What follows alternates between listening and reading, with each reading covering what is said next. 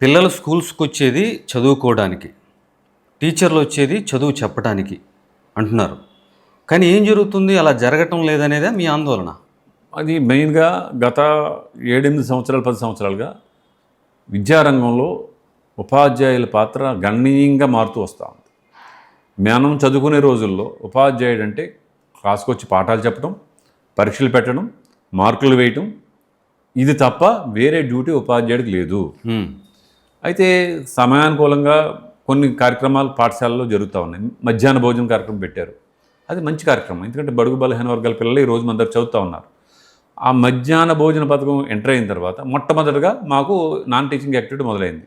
ఆ బియ్యం లెక్కలు చూసుకోవటం, ఆ అపరాల లెక్కలు చూసుకోవడం, ఆ ఏజెన్సీతో ఎంతమందికి ఎన్ని బియ్యం ఇవ్వటం, లేకపోతే ఎన్ని అపరాలు ఇవ్వటం, ఎన్ని గుడ్లు ఇవ్వటం, ఈ యాక్టివిటీ మొదలైంది. ఈ యాక్టివిటీతో పాటుగా తర్వాత నాడు నేడు కార్యక్రమాలని చెప్పి పాఠశాలలో కన్స్ట్రక్షన్ వర్క్ జరుగుతూ ఉన్నాయి.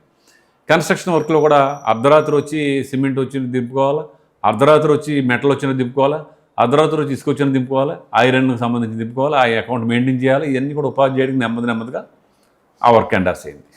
పాఠశాలలో ఉపాధ్యాయుడు కానీ ప్రధాన ఉపాధ్యాయుడు కానీ అడుగుతుంటే ఏమన్నారు, నువ్వు ఒక కుటుంబ యజమానిగా నీళ్లు కట్టుకుంటున్నప్పుడు నువ్వు యాక్ట్ చేస్తావా లేదా ఆ పనులు? అది ఈ పాఠశాల కూడా ఒక కుటుంబం, ఇందులో పెద్ద నువ్వే అని ఒక పెద్దరికం మాకు తల మీద కిరీటం పెట్టి ఎన్ని పనులు చేయమన్నారు.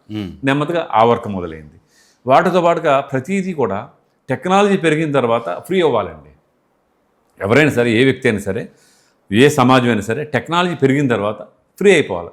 పూర్వం ఒక సమాచారం పంపాలంటే టెలిగ్రామ్ పంపించేవాడు. ఆ టెలిగ్రామ్ పట్టుకుని వాడు పరిగెత్తుకుంటూ వచ్చి మనకు ఇస్తే వచ్చేది. ఇప్పుడు సెల్ ఫోన్ వచ్చిన తర్వాత టెలిగ్రామ్ లేవు, లెటర్లు లేవు, అన్నీ పోయినాయి. అంటే టెక్నాలజీ వచ్చిన తర్వాత అంత సౌఖ్యం వచ్చింది. ఆ సౌఖ్యాన్ని ఏం చేశారంటే ప్రతిదానికి మితిమీరి వాడుతున్నారు. ఈరోజు యాప్లు చూసినట్లయితే సుమారుగా 70 యాప్లు గత ప్రభుత్వంలో నడిచినాయి. ఈ యాప్లు పెరిగిపోయినట్టు మేము వచ్చి తగ్గిస్తామన్నారు. వచ్చిన తర్వాత తగ్గించారు. 70 యాప్లు కలిపి ఒక డబ్బాలో పడేసి ఆ డబ్బా టైల్స్ కింద చేశారు. సింగిల్ క్లిక్తో ఆ యాప్ ఓపెన్ అవుతుంది. అందులో టైల్స్ అన్నీ మామూలే. అంటే మనం చేయాల్సిన పని అంతా కూడా యాప్ల ద్వారా చేయాల్సి వస్తుంది. ఎవరు చేస్తారు స్కూల్లో? ఉపాధ్యాయుడు చేయాలి. పాఠం ఎప్పుడు చెప్తాడు? మీరు ఇమీడియట్గా ఈరోజు పిల్లలు ఎంతమంది వచ్చారు, లేకపోతే ఏదో వివరాలు అడుగుతారు, ఆ వివరాలన్నీ యాప్లో పొందుపరచమంటారు. అది చేస్తూ కూర్చుంటే ఉపాధ్యాయుడు పాఠం ఎప్పుడు చెప్తాడు? మాకు టైమ్లీ సిలబస్. బయట కాంపిటేటివ్ వరల్డ్ ఈరోజు జరుగుతుంది. కాంపిటేటివ్ వరల్డ్లో ప్రైవేట్ స్కూల్ విద్యార్థుల్ని గవర్నమెంట్ స్కూల్ విద్యార్థిని పోల్చి చెప్తా ఉన్నారు. ఈ ప్రైవేట్ స్కూళ్ళలో విద్యార్థులు ఎందుకు మెరుకుల్లా తయారవుతున్నారంటే వాళ్ళలో టీచర్లు మాకంటే క్వాలిఫైడ్ టీచర్లు అక్కడ ఏం లేరు, కానీ టీచింగ్ యాక్టివిటీ మాత్రమే జరుగుతుంది. అక్కడ ఉదాహరణకి ఒక పిల్లాడు ఒక క్లాస్ రూమ్ చూసినట్లయితే ఎగ్జామినేషన్ పెట్టారు. ఎగ్జామ్ కండక్ట్ అయిపోయిన తర్వాత ఈ క్వాలిఫైడ్ టీచర్ ఎవరైతే పాఠం చెప్తున్నాడో అతను దిద్దాలని ఏం లేదండి, ఇంకొక టీచర్తో దిద్దిస్తారు. పోస్టింగ్స్ అన్నీ కూడా నాన్ టీచింగ్ స్టాఫ్ వేస్తారు. అవి టీచర్కి ప్రోగ్రెస్ కార్డు రూపంలోనో లేదా పిల్లలకి ఎలా చేయాలో పేరెంట్ టీచర్ మీటింగ్లోనో చెప్తూ ఉంటారు. అక్కడతో అయిపోతుంది కార్యక్రమం. అదే పరిస్థితి మా స్కూళ్ళలో చూసినట్లయితే ఈ టీచర్ పాఠం చెప్పాలా, ఈ టీచరే కండక్ట్ చేయాలా, ఈ టీచరే మార్క్స్ వేయాలా, ఈ టీచరే ఆన్లైన్లో అప్లోడ్ చేయాలా, ఇవన్నీ యాక్టివిటీస్ వన్ మ్యాన్ ఆర్మీగా చేయాల్సినటువంటి పరిస్థితి. మల్టీ క్లాసెస్ ఇప్పుడు 1 నుంచి 5 తరగతి వరకు ఉంది. అక్కడ సందర్భాన్ని బట్టి పాఠశాలలు 6-7 రకాల పాఠశాలలు ఈ రోజున రన్ అవుతూ ఉన్నాయి. అందులో 1 నుంచి 5 వరకు రన్ అయ్యే పాఠశాలలు ఉన్నాయి, 1 నుంచి 2 వరకే రన్ అయ్యే పాఠశాలలు ఉన్నాయి. ఇలా డిఫరెంట్ అక్కడ ఉన్న రోల్ని బట్టి టీచర్లు ఇప్పుడు ఇంకా ఈ ప్రభుత్వం వచ్చిన తర్వాత ఒక మంచి ఏంటంటే మోడల్ స్కూల్స్ చేశారు. ప్రైమరీ స్కూల్స్ని మోడల్ స్కూల్ చేయడం, ప్రతి తరగతి ఒక ఉపాధ్యాయుని ఇవ్వాలనుకున్నారు. అది మంచిదే. ఎందుకంటే ఒక్కొక్క చోట 2 టీచర్లు పెట్టి 5 క్లాసులు చెప్పమంటాం కంటే ఇది కొంతవరకు మెరుగైన విధానం. ప్రతి క్లాస్కి ఒక టీచర్ ఉండాలనేది. ఎప్పుడైతే ప్రతి క్లాస్కి ఒక టీచర్ ఉంటాడో 5 సబ్జెక్టుల మీద కమాండింగ్గా పాఠం చెప్పగలుగుతాడు. అక్కడ కావాల్సినటువంటి అవుట్కమ్ పిల్లల దగ్గర నుంచి అవుట్కమ్ తీసుకురాగలుగుతాం. అదే 2 టీచర్లు 5 క్లాసులకు చెప్పాలంటే సుమారుగా 5-4-20 సబ్జెక్టులు చెప్పాలి. టైం ఏది చెప్పడానికి? అందుకని ఏం చేసేవారంటే తెలుగు చెప్పి, మ్యాథమెటిక్స్ చెప్పి, సైన్స్లో అప్పుడప్పుడు చెప్పి అట్లాగా మమ అనిపించే పరిస్థితి ఉండేది. అంటే టైం లేక చెప్పలేక కాదు. ఇది ఆ పరిస్థితి నుంచి సింగిల్ క్లాస్కి సింగిల్ టీచర్ ఉండాలనే విధానం తీసుకొచ్చారు. తీసుకొచ్చిన తర్వాత ఏమైంది,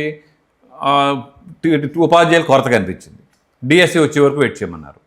డిఎస్సి వాళ్ళు వచ్చారు. డిఎస్సి వచ్చిన ఇంకా కొరత కనిపిస్తూ ఉంది. ఈ కొరత 15,000 ఇచ్చినా కూడా బదిలీలు పొంది ఉపాధ్యాయుడు 8 సంవత్సరాలు నిండిపోయింది, లేదా నా భార్య ఎక్కడో ఉందని నేను బదిలీ కోరుకున్నాను, వెళ్ళడానికి రిలీవర్ లేక నేను పాత స్కూల్లోనే కొనసాగుతా ఉన్నాను ఈరోజు. ఇప్పుడైనా డిఎస్సి వాళ్ళు వచ్చిన తర్వాత రిలీవ్ అవుతారనుకుంటే అది కూడా ఇంకా షార్టేజ్ కనిపిస్తూ ఉంది.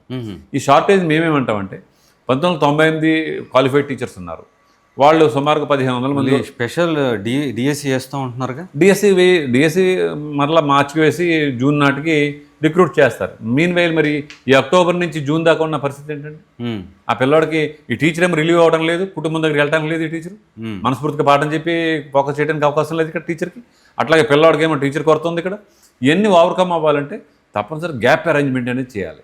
పక్క రాష్ట్రాల్లో చూసినట్లయితే కొన్ని రాష్ట్రాలు, కేరళ రాష్ట్రం చూసుకున్నట్లయితే ప్రతి మండలంలోనూ మండల ఎడ్యుకేషన్ ఆఫీసర్ దగ్గర ప్రతి సబ్జెక్ట్కి సంబంధించి 2-3 టీచర్లు రిజర్వ్లో ఉంటారు వాళ్ళ దగ్గర. పలానా టీచర్ పలానా నెంబర్ 1 స్కూల్లో టీచర్ సెలవు పెడతాడు ముందు రోజు గ్రాంట్ చేయించుకుంటే అక్కడ గ్యాప్ అరేంజ్మెంట్ ఈ టీచర్ని పంపిస్తారు. అటువంటి విధానం పక్క రాష్ట్రాల్లో అమలు జరుగుతూ ఉంది. ఇక్కడ బదిలీ అయిన టీచర్ని మాకు మోక్షం లేదు. ఇక్కడ వ్యవస్థలోనేమో ఖాళీలు ఉన్నాయి. ఈ ఖాళీలు ఉన్నప్పుడు వాళ్ళు నియమించడానికి ఇప్పుడు కొత్త విద్యా హక్కు చట్టం వచ్చిన తర్వాత వాలంటీర్ని రిక్రూట్ చేసుకునే అవకాశం లేదు. కాకపోతే క్వాలిఫైడ్ టీచర్ 98 వాళ్ళు ఉన్నారు ఈరోజు మన దగ్గర. సుమారు 2000 మంది దొరుకుతారు. ఆ 2000 మందినైనా ఈరోజు మినిమం టైం స్కేల్లో 32,000 రూపాయల జీతంతో వాళ్ళు పనిచేస్తూ ఉన్నారు. వాళ్ళని తీసుకొచ్చి గ్యాప్ ఎక్కడైతే ఉందో అక్కడ సర్దుబాటు చేస్తే ఇమీడియట్గా పాఠశాలలన్నీ కూడా టీచర్ ఉంటాడు ముందు. టీచర్ ఎప్పుడైతే ఉన్నాడో టీచింగ్ యాక్టివిటీ జరుగుతుంది.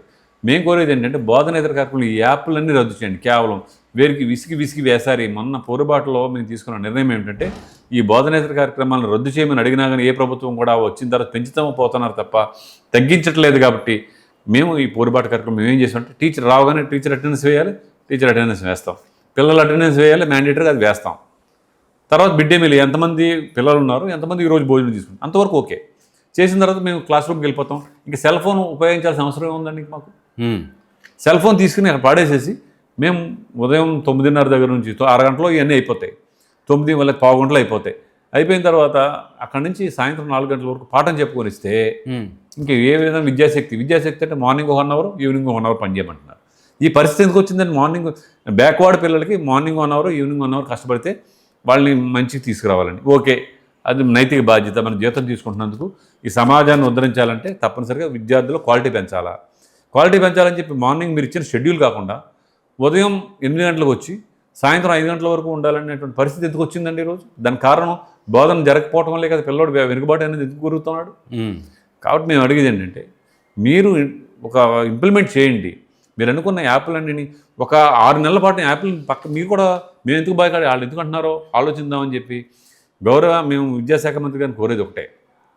మేము ఉపాధ్యాయులుగా ఎక్స్పీరియన్స్డ్గా 25 సంవత్సరాల సర్వీస్ 20 సంవత్సరాల సర్వీస్ చేసిన వాళ్ళుగా మేము కోరేది ఏంటంటే ఎందుకు చెప్తున్నారు వీళ్ళు యాప్లని? ఇప్పుడు మీకు డబ్బులు ఇవ్వట్లేదని చెప్పి మేము మీ పీకం మీద కూర్చుని అడగట్లేదు కదా. మిమ్మల్ని టీచింగ్ చెప్పని ఉండని అడుగుతున్నాం. వీళ్ళు ఎందుకు అంటున్నారు మనం పెట్టిన యాప్ల వల్ల వీళ్ళకి నష్టం జరుగుతుంది అంటారు. కాబట్టి పోన్లే వాళ్ళు బాయ్కాటింగ్ చేయటం కాదు, మనమే పక్కన పెడదామని చెప్పి ఆలోచన ఎందుకు రావట్లేదు మీకు? తీసి పక్కన పెట్టి యాప్లన్నీ కూడా ఈ 3 యాప్లు ఇవ్వండి, ఈ 3 ఇన్ఫర్మేషన్ ఇవ్వండి.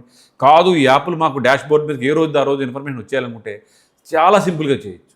15,000 నుంచి 20,000 రూపాయలు ఒక కంప్యూటర్ ఆపరేటర్కి ఇస్తే డేటా ఎంట్రీ ఆపరేటర్ చాలు. Data entry operator is enough to give the information. ఓ 15,000 రూపాయలకు ఫర్ ఎగ్జాంపుల్ ఒక హై స్కూల్ ఉందండి, ఒక డేటా ఎంట్రీ ఆపరేటర్ ఇవ్వండి. ఇస్తే టీచర్ పాఠం చెప్పుకుంటాడు. మీకు కావాల్సిన ఎన్ని యాప్లు కాదు అన్ని యాప్లు అప్లోడ్ చేసి పడేస్తారు. గత గవర్నమెంట్లు ఇంకా దారుణం కదండి. వెళ్ళి 10 గంటకి వెళ్ళి ఉదయం ఒకసారి, మధ్యాహ్నం ఒకసారి, మధ్యలో ఒకసారి బాత్రూమ్ ఫోటోలు తీసి అవి అప్లోడ్ చేయటం. లేదా బాత్రూమ్ ఫోటోలు తీసి అప్లోడ్ చేయటం ఇప్పుడు ఉందా? ఇప్పుడు లేదు. ఇటువంటి కొంత తగ్గినప్పటికి కూడా యాక్టివిటీ అయితే ఏదో ఉంది కదా. టీచింగ్ యాక్టివిటీ నాడు నేడు ఇప్పుడు ఆగిపోయింది కదా. నాడు నేడు స్కూల్స్ ఆగిపోయింది. కొన్ని వర్క్స్ ఇంకా పెండింగ్ ఉన్నాయండి చేయాల్సినవి. కొన్ని వర్క్స్ ఇంకా పెండింగ్ ఉన్నాయి. నడుస్తున్నాయా? పెండింగ్ ఉన్నాయి. కొన్ని వర్క్స్ ప్రోగ్రెస్లో ఉన్నాయి. ఇప్పుడైతే వీళ్ళు ఏం చేస్తారంటే కొంత పబ్లిక్ని ఇంట్రడ్యూస్ చేసి వాళ్ళ దగ్గర నుంచి కూడా కంట్రిబ్యూషన్ వాళ్ళు ఇచ్చి పబ్లిక్ పీపీపీ మోడల్ అని కాకుండా పబ్లిక్ యొక్క ఇంట్రెస్ట్తో కూడా చేయాలని ఆలోచన వచ్చింది. అయితే పబ్లిక్ ఇంట్రెస్ట్తో చేయాలనుకునే బాగున్నారు. ఫర్ ఎగ్జాంపుల్ మనం చూసాం గుంటూరు మెడికల్ కాలేజ్లో పాత ప్రొఫెసర్స్ ఇక్కడ చదువుకున్న ఓల్డ్ స్టూడెంట్స్ అందరూ కూడా నెంబర్ 1గా తీర్చిదిద్దుతున్నారు కాలేజ్. అలాగా స్కూల్స్ కూడా చేసే అవకాశం ఉంటుంది. దాన్ని మనం ఏం కాదనలేం. కాకపోతే టీచర్ని మాత్రం టీచర్గా గుర్తించండి. టీచర్ని టీచింగే చేయనివ్వండి. చేస్తే మీకు మెరుగైన ఫలితాలు వస్తాయి. ఒక మాట సార్, సమాజంలో మిగతా ఉద్యోగుల కంటే కూడా టీచర్లకి ఎక్కువ ఫ్లెక్సిబిలిటీ ఉంటుంది. వాళ్ళకి సెలవులు ఎక్కువ ఉంటాయి, వాళ్ళకి పని తక్కువ ఉంటుంది. ఈ రకమైన భావన ఉంది, సమాజంలో ఉంది. సో అదే భావన ప్రభుత్వంలో కూడా ఉంటుంది కాబట్టి మీకు ఆ బాధ్యతలు ఇస్తుందేమోగా. ఇప్పుడు మీ ఉద్యోగికి ఉపాధ్యాయుడికి తేడా చెప్తానండి. మాది వెకేషన్ డిపార్ట్మెంట్. వెకేషన్ డిపార్ట్మెంట్ అంటే 365 రోజుల్లో 220 రోజులు పాఠశాల పని దినాలు ఉంటాయి. మిగతాదంతా సెలవు కింద మీకు కనిపిస్తుంది. అదే ఉద్యోగికి అయితే 365 రోజుల్లో పబ్లిక్ హాలిడేలు తప్ప మిగతా అన్నీ ఉంటాయి, పని దినాలే. మిగతా పని దినాలు. మాకంటే ఒక 50-60 దినాలు ఎక్కువ పని చేస్తారు. అయితే మాకు దీని గురించే ఎర్న్ లీవ్ అని ఉంటుంది. వాళ్ళు 12 నెలలు పని చేస్తారు, 13 నెలల శాలరీ వస్తుంది ఎర్న్ లీవ్, ఒక నెల. మేము 220 రోజులు పని చేస్తాం, మాకు 6 రోజులు మాత్రమే ఎర్న్ లీవ్ వస్తుంది. అంటే 5 సంవత్సరాలు పని చేస్తే ఒక నెల జీతం ఎక్స్ట్రా వస్తుంది. 5 సంవత్సరాలు పని చేస్తే. మరి అది vacation department, non vacation department ఫైనాన్షియల్గానే మీరు తేడా చూపించారు అక్కడ. కానీ ఈరోజు నాన్ వెకేషన్ డిపార్ట్మెంట్ పేరుకి మాత్రం నాన్ వెకేషన్, కానీ సమ్మర్లో అనేకమైన కార్యక్రమాలు జరుగుతూ ఉన్నాయి. సమ్మర్లో ట్రైనింగ్ క్లాస్ చెప్తారు. సమ్మర్ హాలిడేస్ కూడా ట్రైనింగ్ క్లాసెస్ జరుగుతూ ఉన్నాయి. కొంతమంది 10th క్లాస్ ఎగ్జామినేషన్ డీల్ చేసే టీచర్లు అయితే సమ్మర్ హాలిడేస్ ఇచ్చినా కానీ స్పాట్ వాల్యుయేషన్లు జరుగుతూ ఉంటుంది. అంటే ముందుగా జరిగే స్పాటు బిఫోర్ జరిగిన, తర్వాత సప్లిమెంటరీ స్పాటు జరుగుతూ ఉంటుంది. ఏదో ఒక యాక్టివిటీ ఉంటుంది. పూర్తి స్థాయిలో సమ్మర్ అని ఎంజాయ్ చేయడం అనేది ఉండదు. అయినప్పుడు కూడా మీరు సమాజంలో ఉపాధ్యాయులు ఖాళీగా ఉన్నారనే దానికి మొన్న ఒక ఉదాహరణ చెప్తాను. పాఠశాలలో ఈ యాప్లు అప్లోడ్ చేయడానికి ఎందులో చేయాలి? సెల్ ఫోన్లో చేయాలి. సెల్ ఫోన్లో ఉపాధ్యాయుడు కూర్చొని యాప్లు అప్లోడ్ చేస్తూ ఉంటే పేరెంట్స్ వచ్చి మీరు మా పిల్లల్ని అంతా తీసుకెళ్ళిపోయి మేము ప్రైవేట్ స్కూల్లో జాయిన్ చేసుకుంటాం, మీరు ఎప్పుడు ఫోన్లతో ఆడుకుంటా ఉన్నారు, పిల్లలు పాఠాలు చెప్పకుండా. ఆడుకుంటున్నాడా లేకపోతే ప్రభుత్వం ఇచ్చిన కార్యక్రమాన్ని సెల్ ఫోన్లో చేస్తున్నాడా అని వాళ్ళకేం తెలుస్తుంది? తెలియదు కదా. అది ఆ విధంగా చులకన భావాన్ని ఏర్పాటు చేసుకోవడానికి గల కారణం కూడా మనం ఇచ్చిందే. మనం ఇచ్చినటువంటి ఈ లొసుగుల వల్లే వాళ్ళ ప్రజల్లో కూడా వ్యతిరేకత భావం కనిపిస్తూ ఉంది. అంటే టీచర్ అనేవాడు అదే గ్రామంలోనో లేకపోతే పక్క గ్రామం నుంచో వచ్చి పనిచేస్తూ ఉంటాడు, ఆదివారం పూట మజార్లో కనిపిస్తూ ఉంటాడు. కాబట్టి వీళ్ళకి ఎక్కువ సెలవులు ఉన్నాయని అనిపించవచ్చు ప్రజలకి, కానీ టీచర్ పడే కష్టం ఈరోజు చాలా విపరీతమైనటువంటి ప్రెషర్తో పనిచేస్తూ ఉన్నాడు.